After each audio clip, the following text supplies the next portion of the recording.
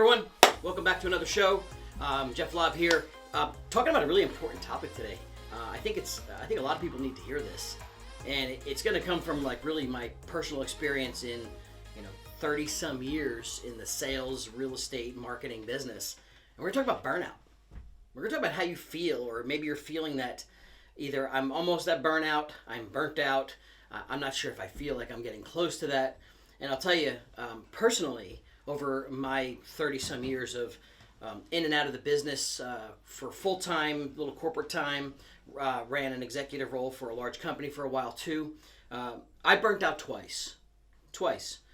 At least that I've acknowledged, and I've actually felt the pain of burnout. One time, be all transparent, crashed and burned. Like I'm talking financing, family, the whole thing, crash and burned. And we could save that other information for the depth of maybe my book one day.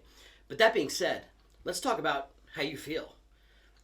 The sales arena, the burnout, comes in two phases, or it comes at least in two roles. Either you're doing high level production, you're running crazy, and your production's there, and the money's there, and you're burnt out. That's one. The other angle is, hey, you know what? I'm not making a hell of a lot of money. I should be, and I'm burnt out. That's worse. So let me tell you two things. Let's address both real quick. First things first. You're not making a lot of money, and you're feeling burnt out, or you're feeling frustrated, or you're trying to figure out why you're even in this business. It happens a lot. It happens to all of us. So let's just get that out. The most important thing you have to do is acknowledge that it's actually happening, right? You can't continue the pain. You can't continue I'm just going through the motions, because you're never ever going to get better, right? So if you're not doing it, the most important thing you're looking at there is if you're not making enough money and you're burnt out, is you're doing the wrong activities. Like you're just not doing the things that are supposed to be making you money. And if you're doing them, you haven't given it enough patience. Because one thing we don't have is patience. We are in this instant gratification world. We are in this Amazon effect that I call it. And we expect stuff to happen like now, right? I want to push the button, I want it to happen. I'm going to prospect for a week and I want results. Okay, it doesn't happen that way. People don't work that way. Especially when it comes to real estate, housing, or this industry. It takes time. It takes months. We start preparing. Think about you. If you were going to think about moving, or you were going to think about doing anything, sometimes the sales process takes a long time. Long time. You have to be willing to hang in there. You have to be willing to understand how long does a relationship take to build, right? So it's the wrong activities. And that's something we can address in a different session. But let's address the one where, hey, I'm burning hot. I'm making a boatload of money. You might be spending it faster than you're making it too, to be honest. Because I know that top producer mentality, which is a lot of, sometimes we coach that individual, and we have to also understand that you have a couple different pros and cons in your world.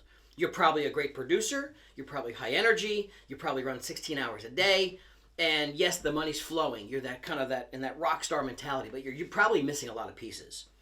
Let me tell you what, at least my experience happened. I'll share my story.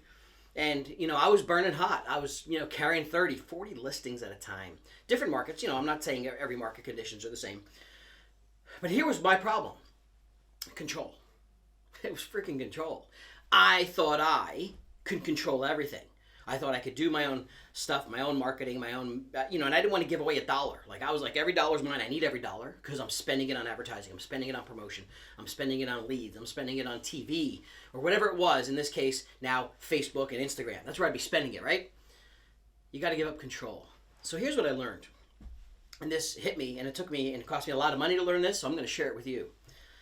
You have to focus on really what you're good at. And if you're a rainmaker, you're a rainmaker, right? You do the business, you can hunt, you can generate the business, and that's awesome.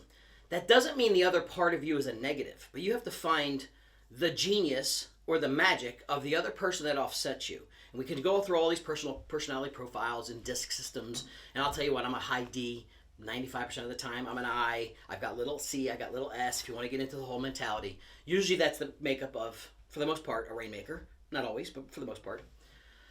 But here's what I had to find. I needed that C and the S. I needed someone that can take the stuff and the details that I'm not good at, and still to this day, not good at. And I've acknowledged it, and you need to acknowledge it. We're not good at it. Now, even if you think you are, it's probably not the activity you should be doing if you're a rainmaker. You need to go do the things that make money, generate the activities, and build relationships. And I'm not saying that anything other than you is less than that or below you. I don't want you to think that C and the S personality. Sometimes that person or those people are the most magical things that can happen to your business. They're the biggest value to make you do what you do. I want you to hear that. Doesn't mean they're way below you or they're subpar. Sometimes they're above you, but they'll do the details. So I needed someone to handle my paperwork, do my marketing. And while I could do marketing really well, was I the one that's going to sit there and follow up and make sure it's right in the details? And was it spelled correctly? And was it the right coloring? I shouldn't be doing that. I even got to a point where I had to have somebody just focus on my signs and my lock boxes. Like, why am I spending time? Not that it's below me. I need to spend my time making money. That person that's putting up the signs and the lock boxes and all that other stuff was just as important, right? So I had to have people fill in the gaps of my weakness. Now you might say, Jeff, that's going to cost me money. I don't have it. Yeah. Well, most, high-end earners do tend to spend a lot. But you got to kind of get over that. You've got to find a way to budget in and find that right arm extension of you that's going to help you focus and work on your business and not just always in it. So you've got to find a way to, and sometimes you got to be creative. Sometimes it's a partial salary and a percentage of transactions as you make them. So cash flow juggles in a little bit easier, right? Sometimes, here's what I want you to look for. There's a lot of times right in your own maybe real estate brokerage or right in your own real estate market, you'll find real estate agents that get into the business. They get in thinking this is a great thing, it's a part-time thing, it's a full-time thing, I just love real estate. But then they realize, and I've heard this from people, so don't even laugh. Well, you could laugh. They just, I love real estate, but I don't like people. I'm like, what? You don't like people? Then why? Like, why? Like, well, I love real estate, I love decorating, and I love marketing, and I love, okay, well, guess what? I'm not going to make this assumption, but a lot of times you see the percentages of people that come into the business and 5 years later are out of the business. And that's a crappy number. I don't like it, and I want to help solve that problem. That's a big problem. But here's what I also found. It might be those individuals that may not make it in the real estate business because they don't know how to go out and hunt business and find new business and prospect business that are the actual value to your business. They might love marketing. They might love sitting behind a computer doing the follow-up emails and the handwritten cards and willing to sit there and put stuff into the database and work on the business for you. They might be right in your office. And sometimes we overlook them as like, they're just another agent. They're never going to make it. No. If they're the opposite personality of you, and while they may not make it in the sales end of it, they may make it in the operational side of your business, right? Whether they can help you, do all of the stuff behind the scenes to keep the transactions flowing, transaction coordinators, marketing coordinators, whatever it is, and sometimes it's all in one. So we just sometimes overlook that your solution to being burnt out might be right in your office, right? And it helps you focus on that. And you got to get creative in how you can structure to make sure they become whole on those transactions and understand that how valuable they could be to you. The other thing you got to do, and I'll keep this short and sweet, is going through burnout sometimes will cost you a lot. You've got to evaluate your priorities of, yes, you need to be home sometimes for your children. Yes, you need to be home sometimes for your significant other. Yes, you need to sometimes get home to take care of yourself. Like, what have you done for yourself lately? Right? Sometimes I ask the question to a live audience. Sometimes I'll be like, so what's your hobbies besides real estate? Like, what do you do? Sometimes I'm like, it's crickets. Like, come on, do you have a life beyond real estate? Like, you have to, or you're doing it wrong. Like, I know you need to burn hot a lot, but if you don't burn and have some fun and break up the monotony and take care of yourself, here's the one thing you have to be very clear is, in this real estate business, without a good team around you, and we'll talk about teams in another session, when you stop, it stops. Right? I want you to hear that.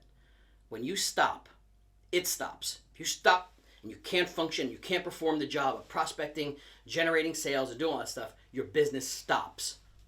So now how do you feel? How important is that to you? So you've got to sometimes check yourself. Find a way to build systems. Find a way to build people around you and get rid of the control, right? Control is just a thing. You've got to give it up sometimes and leverage the people around you that have more talent than you in those positions.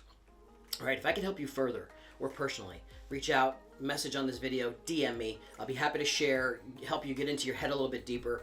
We do it a lot, and we've been through it. I'm not saying that we have all the right answers, but we have a lot that can help you. If you need help, reach out. We're here. Hopefully you got a few tips from this session, and we'll keep bringing it to you live on the show.